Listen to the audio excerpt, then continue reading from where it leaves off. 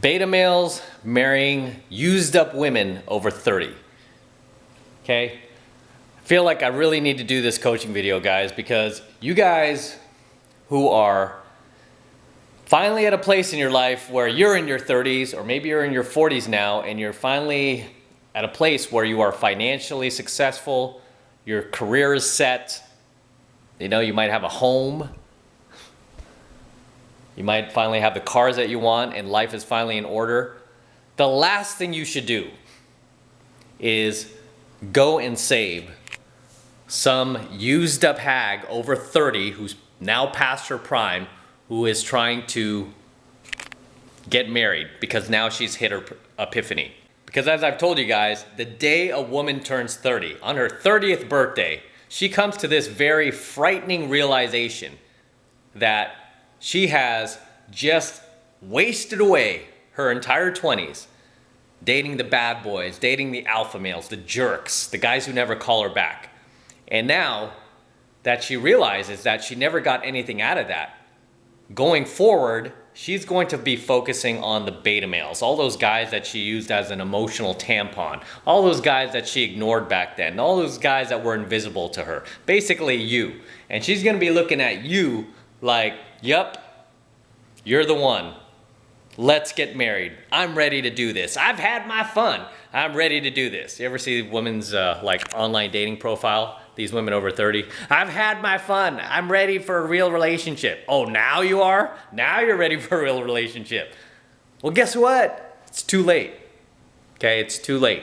Because now you have nothing of value to trade, right? That's how society works. You have to have something of value to trade. And this is why women, we call them good women, right? Who are young, hot, that cash in their chips early. They don't try to ride out their 20s, right? They don't try to ride it out like a bad hand at a blackjack table. They don't try to ride that shit out. Instead, they cash it in because they're smart, right? They cash it in with the best man they could find. They're smart.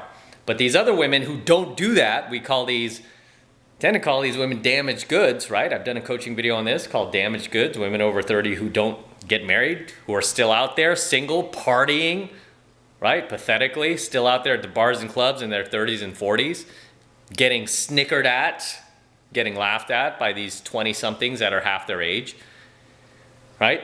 These women are looking for guys like you who have your shit together, who are stable, who are responsible, who've done well for yourselves. That can take care of them too. That can form a team together because now she wants to be responsible. Right? A lot of these women tend to have kids. They tend to be single moms. I can't believe some of you guys. You value yourselves so little that you're willing to not only take a woman, rescue a woman, marry a woman who is over 30, who's been riding the CC throughout her 20s, you're not only willing to lower yourself to that, but if she has a kid, you're willing to step in and become that kid's stepfather and pay for that kid. This kid's not even yours, right? Some kid that she had with a bad boy alpha male. Right? When you don't have to. It's not like you don't have any other options. You don't have to go there. You don't have to do this. You don't have to be that beta male that rescues her after she gets, after she's ridden all these other guys, after she gets off the CC. Don't be that beta male that rescues these chicks in their 30s. Don't. Okay, if you're a man in your 30s and 40s, you do not need to date a woman in your 30s and 40s. I've told you guys this over and over. You have to look at your sexual marketplace value, okay? Now that you're in your 30s and 40s, you are here. If you date a woman who's also in her 30s and 40s, she's here on the sexual marketplace value, right? Her SMV value is here. Okay, you want to date somebody who has equal value to yours, if not even just a bit higher, right? And generally, a girl who's in her 20s will have the same level of social value, sexual market value as yours, right? That's what you want to do. It has to be an equal trade-off. Would you go walk into a Toyota dealership with your Lamborghini, right? Would you walk in there with your Lamborghini and do an even trade with a Toyota Corolla? No, right? Would you like take your 2020 Lamborghini Aventador and go into a Toyota dealership and do a straight up trade for a 92 Toyota Corolla with dents in it? Not even an LX model like the DX. You guys remember the DX? It had like cloth interior, no options, roll up windows. Here you are trading in your Lambo for this 1992 Toyota Corolla used with dents, faded paint. It's got sun damage from being out so long. You know, the dashboard's all cracked because the owner left it in the sun, didn't even put a visor on it. Tires are balding. You seriously would do that? Because that's essentially what you're doing, right? Essentially, you're trading your own SMV, your own sexual marketplace value, for something that is a lot lower than yours. When you don't have to, right? You do not have to do this. There's no reason for it. And so many guys do it. Why? It's because they don't value themselves. They do not value themselves. And then they sit there and try to backward rationalize their idiotic behavior by shaming others, right? I get a lot of these guys. They come in my comment section, guys who are like my age or maybe 10 years younger, like in their early 30s. They'll be like, you know what, dude? That's not what a real man does. Real man is not out there dating women half his age. Women, there's no reason why you should be dating a 25-year-old. No, you should be dating a 45-year-old, a 35-year-old, and tops, right? As if they're the moral authority. And it's like, no, dude, because even a 35-year-old, her social value, like compared to mine, hers is still down there, right? It's still down there. A 25-year-old girl, right? At least it's getting close up there. It's getting close to mine. Not quite, but it's getting close, right? Just because of the financial success I've been able to achieve, the life experiences I've accumulated, all that stuff comes into play.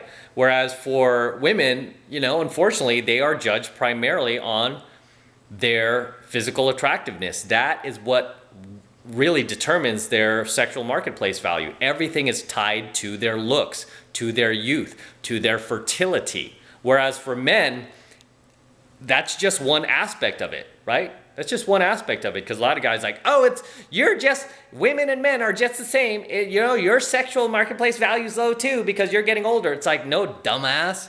You have not studied sexual, you know, male to female sexual interdynamics. Because for men, there are a lot more factors that come into play. Not only, you know, do we get better with age, right? So you're completely wrong with that. I mean, that's why they have that saying, men age like wine, women age like milk. You know, it's not the nicest saying, but there's a reason why people say that, right? A lot of guys look better with age, okay? And one of the many factors that ties to our sexual marketplace value as men is our financial success, our ability to create value in the world, as well as our life experiences, our ability to spread wisdom and knowledge and enlightenment, right? That comes into play too. But at the very top is our financial success. Do not kid yourselves. Okay, financial success has a lot to do with it. And I get a lot of jackasses who are like failing at life, like don't have a pot to piss in. They're like, oh, you know, life isn't all about money, mister. It's not all about money. And it's like, no, I agree with you. It's not all about money.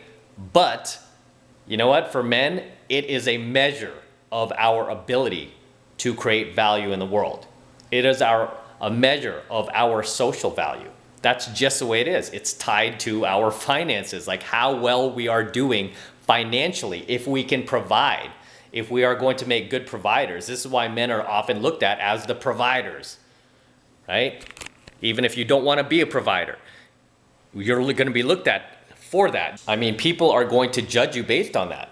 You know, when you see a guy driving down the street in, you know, a brand new luxury car versus a faded out old piece of shit, you're going to look at one of those guys and go, hey, one guy is successful and the other guy is not. There's one guy that you would rather learn from and one guy you wouldn't, right? Obviously, the more successful guy. That's how we are judged as men. So all you idiots are like, no, it's not all, life isn't all about money. It's like, usually guys who are failing, like financially, say shit like that. It's like, no, dude, you don't understand. You know, it's like, I'm agreeing with you, but you are not going to change the way reality works. Okay, our sexual marketplace value, our value in society as a whole is in proportion to how financially successful we are as men. Period. You know, and I felt it myself because I grew up in a very middle class home, you know, borderline poor, because we didn't have a whole lot of money, especially in the very early years I was growing up. In the 70s, my parents both worked 2 jobs. My mother was still in school at the time, and it was rough. I remember we used to take trips to Disneyland in our station wagon, and we couldn't even afford to stay in a motel even. We would sleep in the car, like in Anaheim, in Disneyland. It was like 100 degrees because we would go in the summer. And it was like 100 degrees, we're sleeping in the station wagon with no air conditioning. My dad didn't get air conditioning in the car because it was like another like $300 option or something. He didn't get it. So here we are, like just with the windows down, like, you know, as kids. And we didn't have money, right? And I grew up in a very middle class neighborhood, right? Even when my parents started to do a little bit better, we're still very middle class. And then to go to another level when I started my businesses, and even when I started working in corporate America and I started to be surrounded by more successful men, and it made me want to become successful, there was a huge shift I noticed in the way that people responded to me, in the way I was acting, in the way I felt about myself, in the way that society as a whole was responding to me, and the amount of influence I had on people. It was changing. It was changing along with my level of financial success, right? And I noticed it was much easier to, you know, get the people I wanted into my life, whether they be high value friends, beautiful women,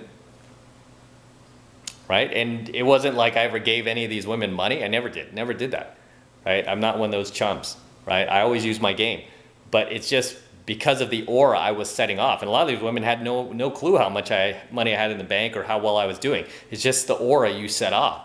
Because as a man, the more financially successful you are, the more confident you are, the more you believe in yourself, the more you feel like, the bigger smile you're just gonna have on your face, right? But make no mistake, you know, our SMV value as men is directly tied to how well we're doing.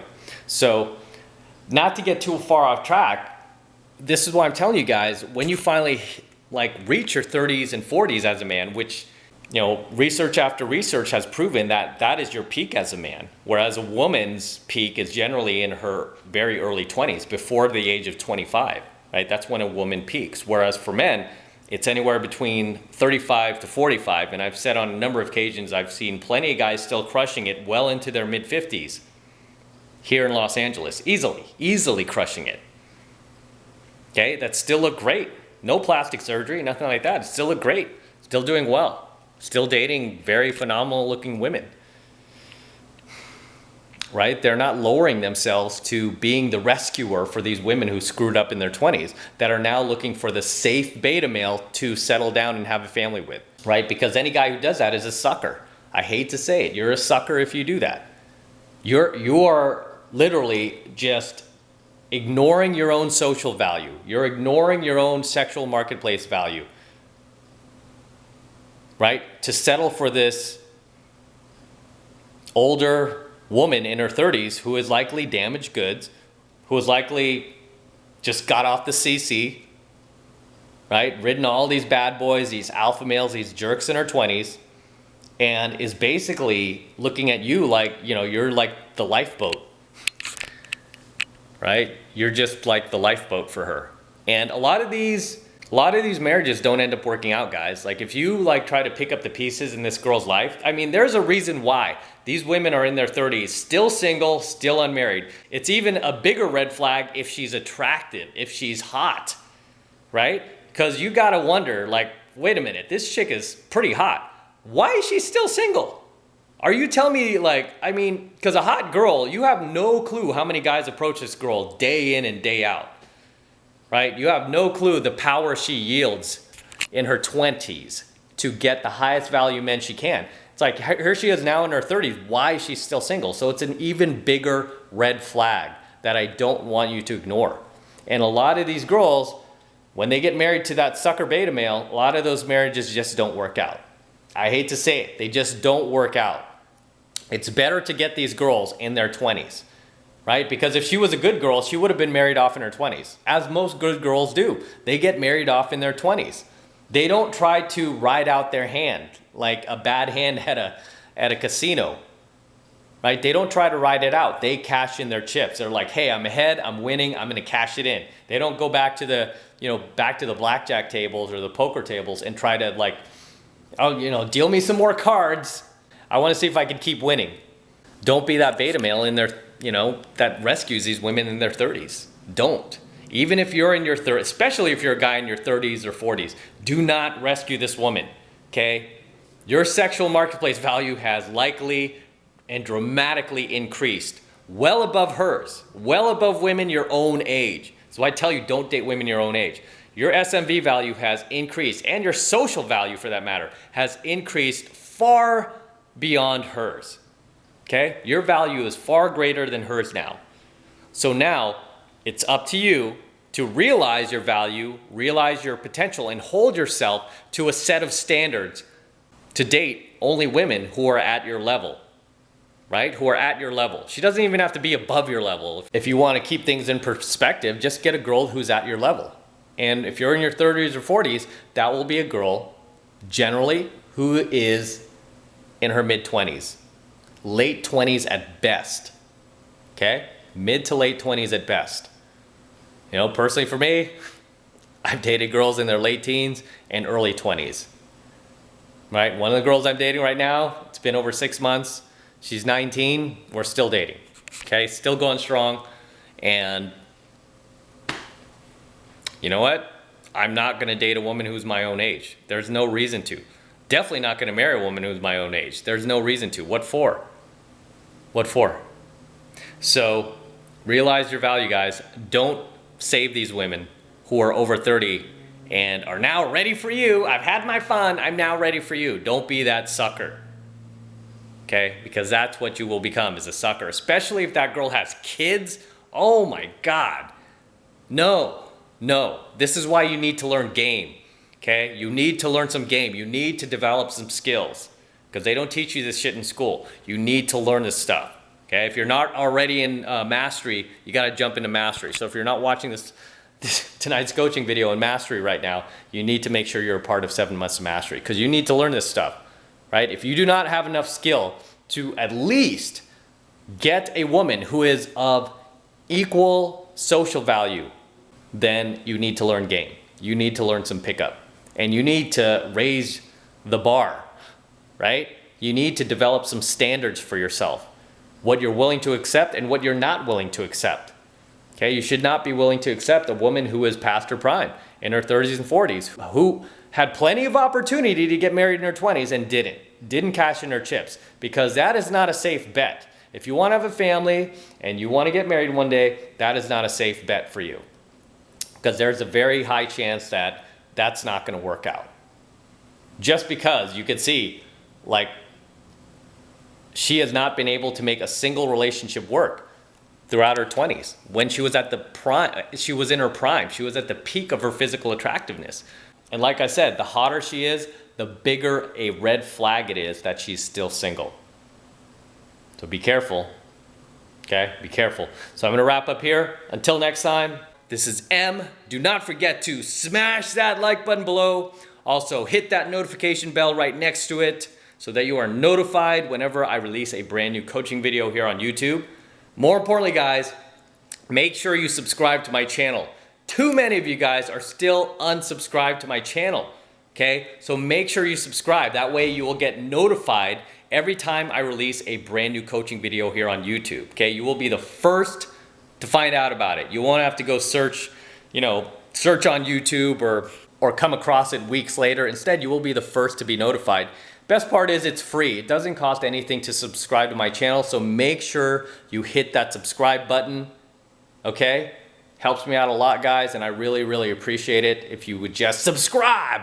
So subscribe, okay? And for you guys who want to support my work and all this red pill content that I'm teaching guys here even further, the best way to do that is by jumping into my monthly online coaching program, 7 Months to Mastery, where I am teaching guys just like you how to go out there and approach and close the youngest and most beautiful looking women on the planet. I'm talking 8s, 9s, and 10s. Same type of women that myself and my students are constantly out there approaching and closing every single week. And I kid you not, every single week I have a ton of infield videos here on my channel, as well as on my Instagram. I post a lot of my infield photos there as well. So you guys who aren't following me on Instagram yet, it's @MattCrossOfficial. Make sure you follow me. But if you would like to learn how to approach and close young, beautiful women out there, I teach you how to do that in 7 months of mastery. And this is a skill that you need. Do not kid yourself. Every man needs the skill of pickup. Okay, this is something that you are not taught in schools. Your parents, teacher, society did not teach you this shit. And if you go out there trying to attract a girl using that Disney bullshit that you learn from movies, Hollywood, television, if you try to go out there using that Disney shit that you grew up with and thinking that's gonna be enough to attract a beautiful woman into your life, you are deluding yourself, okay? Because you need skill, okay? You need these skills. It takes a lot of skill to pick up a girl above an 8 in looks, okay? It's not that hard to learn, but it does take skill. And I give you those skills in 7 months of mastery so that whenever you're out there and you see an attractive girl you want to approach, a pretty girl, a drop-dead gorgeous girl, a cute girl even, that you just want to talk to and you want to see if you could bring her into your life. You want to go on a date with her, either that same day or the next day or that weekend. You want to get her in your life. With the skills that you learn in that very first month of 7 months of mastery, you will be able to stop that girl, okay? You'll be able to stop her, walk up to her, approach her, get her attracted to you, and you'll be able to do a proper close, whether it be a number close, an instant date, we call it an insta-date, or more. You know, you might be able to get a kiss close right on the street. I've done it a number of times myself. I have infields of myself doing that as well. So do not kid yourself, guys. This is a skill you were never taught by anybody, including your own parents. They didn't know this stuff, okay? I am one of the top pickup artists in the world. I'm one of the best in the world. And I've been doing this my entire adult life, since the 90s, okay? Before some of you guys were even born, right? I've been picking up girls. This is what I do. This is what I'm good at. And I teach this to thousands, tens of thousands of men all around the world. Okay, I get thank you letters from guys every single day thanking me for saving their lives, saving their marriages, helping them to meet the woman in their dreams, helping them to build a social circle, helping them to build a pool of dating options that they didn't have previously, helping them to get girls that they never could get previously, right? And the first month of 7 months of mastery is only $1, okay? So it's only $1 for the entire first month of coaching lessons. And even from the lessons in that first month alone, you will have enough skill to be able to stop any attractive girl you see out there and do a proper approach and close on her. And right now I'm giving away a free cheat sheet in the first month of 7 months of mastery. I'm giving away a free cheat sheet. And in that free cheat sheet, I am giving you my top 5 openers, both direct and indirect, right? That way, whenever you approach a girl, you'll know exactly what to say, exactly what to do, right? Obviously, you're gonna put your own spin on it, but you'll know exactly what to say to the girl.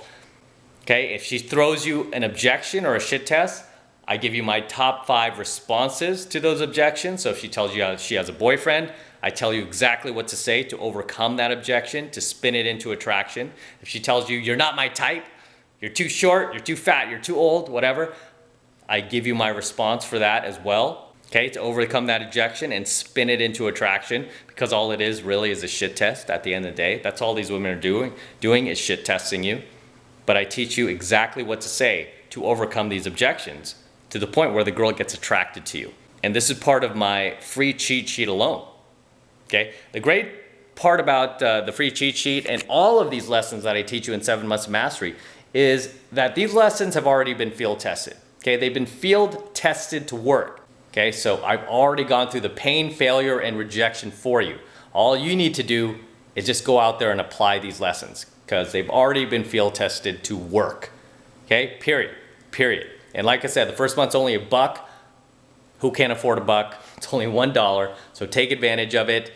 It's real simple to sign up. All you need to do is click that link below in my description box. It will take you over to my website, where you could get signed up right now. It just takes 2 seconds. So do that now, and I will see you in my next coaching video. All right. Should we do the hater house tour? Yeah, let's do the hater house tour. This is where I show you guys the front of my house, because I know the hater trolls will be like, he's just like living in his car or shooting in a tiny box apartment. No, so you can see, it's a little cloudy today actually. It's the front of my house. See my neighborhood here, right? It's very quiet, very peaceful. You can tell everyone's very considerate of each other. No one's blasting their music or any shit like that. Everyone's very, very respectful. So, yeah, this is the front of my home. And you guys who follow me on Instagram, you know what's in there. It's my Corvette, the 65 Stingray, and my Range Rover, the one that I shoot in all the time, that you guys accuse me of living in, because I've been shooting a lot of my coaching videos there. You're like, why do you shoot in the Range Rover so much? I'm like, I just shoot where I feel most inspired, you know, and I was shooting a lot in the Range Rover during that time, and right now I'm shooting mostly here at my house just because this is where I feel most inspired right now. All right, there you go.